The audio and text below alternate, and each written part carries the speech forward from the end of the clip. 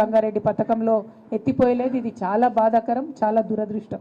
అట్లా కాకుండా ఉల్టా ఆయన ఏం చేసిండ్రు, కేసీఆర్ గారిని బద్నాం చేయాలని చెప్పి మాకు కొడంగల్ నారాయణపేటకు మీరు నీళ్ళు ఇవ్వలేదు కాబట్టి సపరేట్గా లిఫ్ట్ ఇరిగేషన్ స్కీమ్ పెడతామని చెప్పి ఇందులో ఉన్నటువంటి అనేక స్కీమ్లను పక్కకు తీసేసిండ్రు.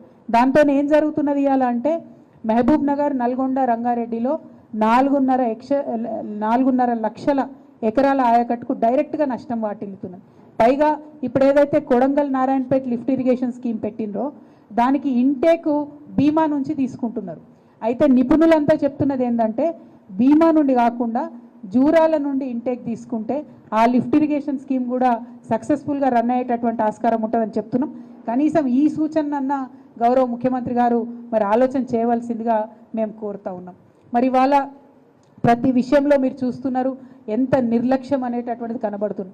ఒక పక్క మిషన్ భగీరథను సంపూర్ణంగా మెయింటైన్ చేసేటటువంటి పరిస్థితి లేదు. ఇప్పుడు ఇంకో పక్క మిషన్ కాకతీయలో రిపేర్ చేసుకున్న చెరువులను సంపూర్ణంగా మెయింటైన్ చేసే పరిస్థితి లేదు. ఇదివరకు కేసీఆర్ ఉన్నప్పుడు టైంకి యూరియా వస్తుంది ఎట్లా, ఇప్పుడు రాదు ఎట్లా, ఏం మారింది? అదే అధికారులు, ఢిల్లీలో కూడా అదే గవర్నమెంటు, ఏం మారలే.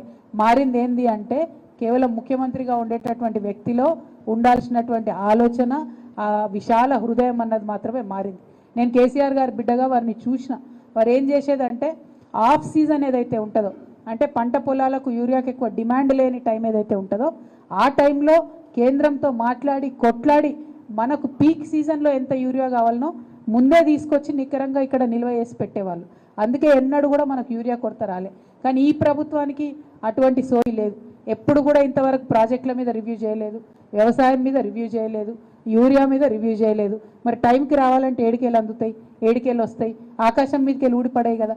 కేంద్రంతో మనం అనుసంధానం చేసుకొని చేయాల్సినటువంటి పనులు ఈ ముఖ్యమంత్రి గారు దూర ఆలోచనతోని చేస్తే, దార్శనికత్వం చేస్తే బాగుంటుందని ఇప్పటికన్నా మేము వారికి సూచన చేస్తూ ఉన్నాం.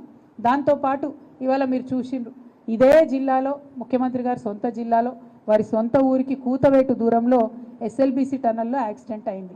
ఇదే ఎస్ఎల్బీసీ టన్నల్లో గత 10 ఏళ్ళు కేసీఆర్ గారు ఉన్నప్పుడు 11.5 కిలోమీటర్లు కేసీఆర్ గారి హయాంలో తవ్వితే ఎటువంటి యాక్సిడెంట్ కాలే. కానీ ఇవాళ ఇక్కడ నిన్న యాక్సిడెంట్ స్థలానికి మా బీఆర్ఎస్ బృందం కూడా సందర్శనకు పోయింది. వాళ్ళందరూ కూడా చెప్తా ఉన్నారు ఏంటంటే అక్కడ పోతే వర్కర్లందరూ చెప్తున్నారట, నీళ్ళు వస్తున్నాయి సార్, మట్టి వస్తుంది సార్ అని చెప్తుంటే కూడా నిర్లక్ష్యపూరిత వైఖరితోని ఏం కాదు మీరు పని చేయండి అని చెప్పి పంపించిర్రు. అంతేకాకుండా అక్కడ ఉన్న వర్కర్స్ అంతా చెప్తున్న మాట ఏంటంటే 3 నెలలుగా మాకు జీతాలు లేవని చెప్తున్నారు. దాని మీద కూడా పట్టి లేదు, రివ్యూ లేదు. మరి ఆ కాంట్రాక్టర్ ఇబ్బందులలో ఉన్నాడంటే ఇదివరకు కేసీఆర్ గారు ఏం చేసిరు, అఖిలపక్షం ఏర్పాటు చేసి అసెంబ్లీ సాక్షిగా ఆ కాంట్రాక్టర్లకు ఉన్న ఇబ్బందులు తొలగించే ప్రయత్నం చేసిరు. మరి ఎందుకు అదే కాంట్రాక్టర్ కావాలంటే భారతదేశం మొత్తంలో ఆయన ఒక్కఆయనే ఉన్నాడట ఆ పని చేసిన ఆయన, ఆ సొరంగం దువ్వట ఆయన. కాబట్టి మంచికో చెడ్డకో ఇక ఆయననే మనం కంటిన్యూ చేయాలి కాబట్టి ఇబ్బంది రాకుండా ఉండాలని కేసీఆర్ గారు చేసిండు. మరి అదే పని ఇవాళ రేవంత్ రెడ్డి గారు ఎందుకు చేయలేకపోతున్నారు? దయచేసి ఒకసారి ఆలోచించాలి. అంతకుముందు కాంగ్రెస్ హయాంలో ఇదే ఎస్ఎల్బీసీ సొరంగం తవ్వేటప్పుడు కరెంటు బిల్లు కాంట్రాక్టర్ కట్టుకోవాల్సి ఉంటుండే. అయితే ఏమవుతుండే, జన్కోవాలు ఊకూకే డ్యామ్ సైడ్ దగ్గరకు పోయి కరెంటు కట్ చేసే పరిస్థితి ఉంటుండే. ఆ విషయం కేసీఆర్ గారికి తెలిస్తే క్యాబినెట్ని ఏర్పాటు చేసి తీర్మానం చేసిండు. ఏమని, కరెంటు బిల్లు ప్రభుత్వమే కడుతుంది, జన్కోవాలు పోయి పవర్ కట్ చేయొద్దు అని చెప్పారు. అందుకే బీఆర్ఎస్ హయాంలో 11.5 కిలోమీటర్ల టనల్ను ఏకదాటిగా తవ్వగలిగినాం, ఇబ్బంది లేకుండా తవ్వగలిగినాం. అటువంటి ఆలోచన ఈ ప్రభుత్వం చేస్తలేదన్నదే మా బాధ. ఇవాళ ఇప్పుడు మనం ఇక్కడ ప్రెస్ కాన్ఫరెన్స్ మాట్లాడుతున్న సమయంలో అక్కడ ఒక్క మంత్రి కూడా లేదండి, ఒక్క మంత్రి కూడా లేరు. అందరు ఏడిపోయినారంటే కాంగ్రెస్ పార్టీ సమావేశం ఉందట, ఢిల్లీ నుంచి వాళ్ళ ఎవరో దూత వచ్చిరట, మీనాక్షి నటరాజన్ అని వాళ్ళ ఇన్ఛార్జ్ వచ్చింది కాబట్టి ప్రతి ఒక్క వ్యక్తి కూడా ఇవాళ అక్కడ పోయింది. అంటే ఎస్ఎల్బీసీలో 8 మంది ప్రాణాలు సొరంగంలో కొట్టుమిట్టాడుతుంటే కాంగ్రెస్ నాయకులకు వాళ్ళ పార్టీ మీటింగ్ పడుతుంది తప్పితే ఇక్కడ పోతున్న ప్రాణాల మీద లెక్కలేదు.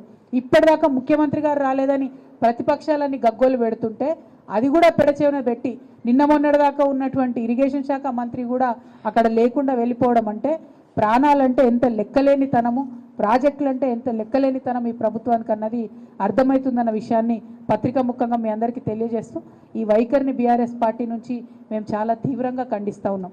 అదేవిధంగా మరి ఉమ్మడి మహబూబ్ నగర్ జిల్లాకి యావత్ తెలంగాణకు కూడా మీరు అనేకమైనటువంటి హామీలు ఇచ్చిండ్రు. అందులో అత్యంత ముఖ్యమైనటువంటిది రైతన్నలకు ఇచ్చినటువంటి రైతు రుణ